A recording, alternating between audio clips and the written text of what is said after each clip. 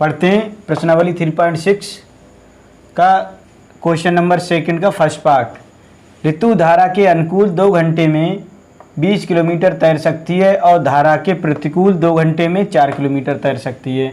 उसकी स्थिर जल में तैरने की चाल तथा धारा की चाल ज्ञात करनी है। आपने देखा होगा जब किसी नदी में नदी की धारा के सापेक्ष जिस तरफ को नदी बह रही उधर को चलना होता है हमें, तो बहुत ही आसानी होती है। मान लीजिए ये नदी है, अगर हमें इधर ही तैरना होगा, जाना होगा या कोई सामान इस नदी के द्वारा ले जाना होगा, कोई लकड़ी है, लट्ठा है या अन्य ऐसे सामान, जिस धारा में ये नदी बह रही उसी धारा में हमें वो सामान लेके जाना होगा, तो बहुत आसानी होगी।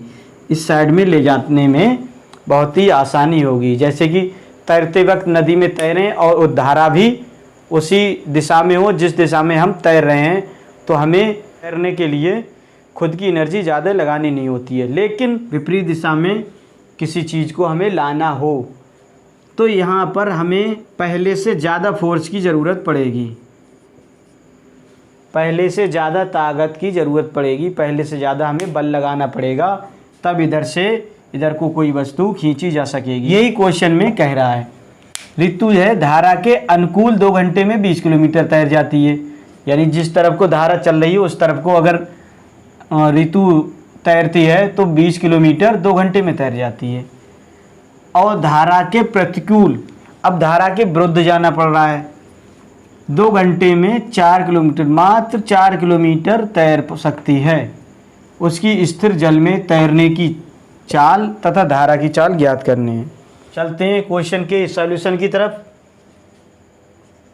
तो इसमें ऋतु के स्थिर जल में तैरने की चाल और धारा की चाल हमें माननी पड़ेगी। माना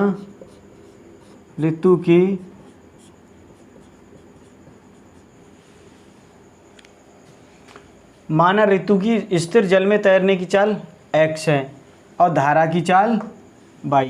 तो ये बताइए, तो ऋतु धारा के अनुकूल 2 घंटे में 20 किलोमीटर तैर गई, क्यों? क्योंकि ये जो धारा है, धारा की चाल जिस तरफ को धारा बह रही है, जितना बल ऋतु लगाती होगी फिर उस पर कुछ ना कुछ बल धारा भी लगाती होगी, धारा भी ऋतु को अगले के लिए धकेलेगी। लेकिन यही विपरीत दिशा में आ जाए, धारा इनका प्रतिरोध करेगी, तो प्रतिरोध की वजह से यहाँ दोनों ऋतु की जो चाल है वो और कम हो जाएगी, भूल जाएंगी।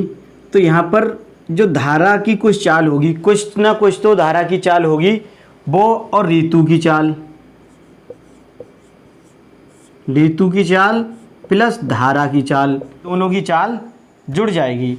जबकि प्रतिकूल दिशा में ऋतु की चाल होगी, उसमें घटानी पड़ेगी धारा की चाल, क्योंकि धारा की जो चाल होगी वो उन्हें प्रतिरोध करेगी। तो ऋतु की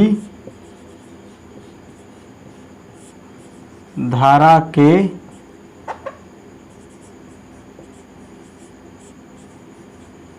अनुकूल चाल, अनुकूल चाल क्या हो जाएगी? ऋतु की चाल तो है x और उसमें धारा की चाल भी जुड़ जाएगी। इसी तरह से ऋतु की धारा के प्रतिकूल चाल,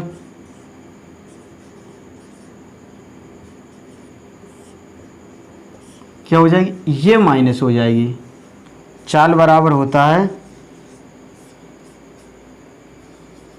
दूरी बटा समय,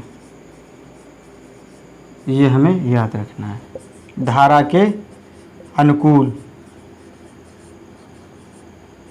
धारा के अनुकूल देखेंगे चाल बराबर दूरी बटा समय से, धारा के अनुकूल चाल क्या होगी? x प्लस वाई बराबर दूरी कितनी है? ऋतु धारा के अनुकूल 2 घंटे में 20 किलोमीटर चलता है, 20 किलोमीटर बटे समय कितना है? 2 घंटे लेते हैं। x plus y equal to 20/2, 2 एकम 2, 2 दहीं 20। तो x प्लस वाई बराबर आ गया 2 हमारा। एक तो समीकरण मिल गई x प्लस वाई बराबर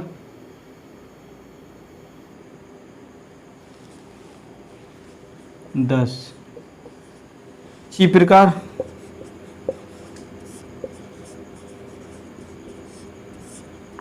प्रतिकूल चाल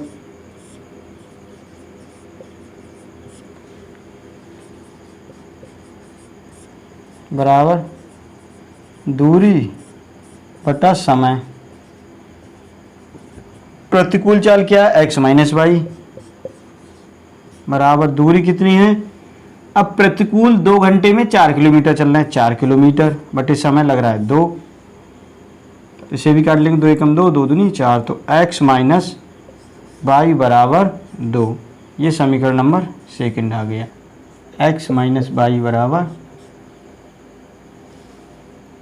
2, समीकरण नंबर सेकंड डालो यहाँ।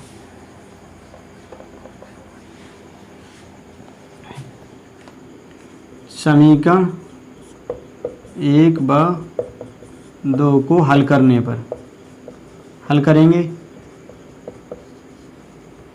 x प्लस वाई बराबर 10, x माइनस वाई बराबर 2।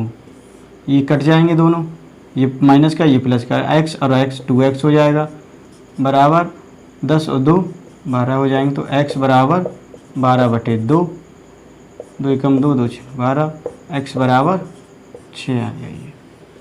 x बराबर 6 समीकरण 1 में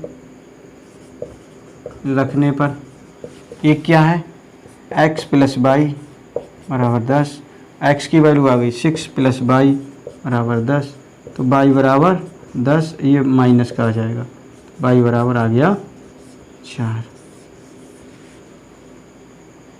और x बराबर आया है 6। ये दोनों आ गई, यानी ऋतु की चाल क्या आ गई, x मानी थी हमने, यहाँ लिख देंगे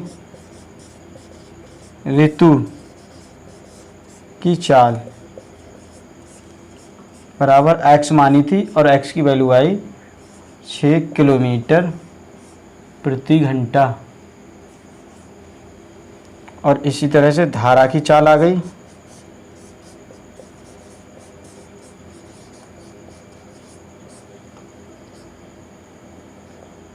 बाई मानी थी और बाई का आ गया 4 किलोमीटर प्रति घंटा। यही आंसर होंगे।